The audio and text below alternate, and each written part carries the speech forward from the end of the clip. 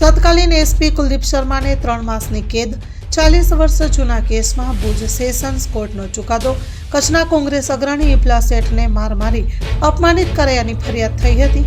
કચ્છ કોંગ્રેસના અગ્રણી મરહુમ મંત્રા અબ્દુલ્લા હાજી ઇબ્રાહીમને આજથી 40 વર્ષ પૂર્વે જિલ્લા પોલીસ વડાની કચેરીમાં મુલાકાત વેળાએ તત્કાલીન પોલીસ વડા કુલદીપ શર્માએ અપમાનિત કરી અપશબ્દ બોલીને સાથી અધિકારીને બોલાવી માર માર્યો હોવાની ફરિયાદ દાખલ થઈ હતી. આ કેસની સુનાવણી આખરે ગઈકાલે 9 ફેબ્રુઆરીએ અંતિમ તબક્કે પહોંચી હતી. આ કેસનો આજે 10 ફેબ્રુઆરીએ ભુજ સેશન્સ કોર્ટમાં ચુકાદો આવ્યો છે, જેમાં કુલદીપ શર્મા અને સાથી કર્મચારી ગિરીશ વસાવડા દોષી જાહેર થયા છે. બંને ગુનેગારોને કોર્ટે 3 માસની કેદ અને દંડ ફટકાર્યો છે.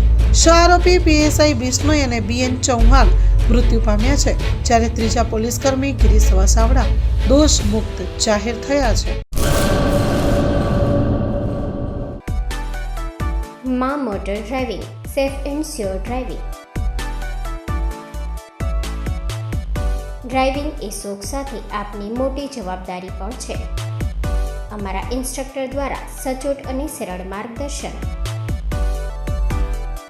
આપની રોજની તાલીમની માહિતી મેળવીને શું અધુરાશ છે એના ઉપર પૂરું ફોકસ કરાય છે.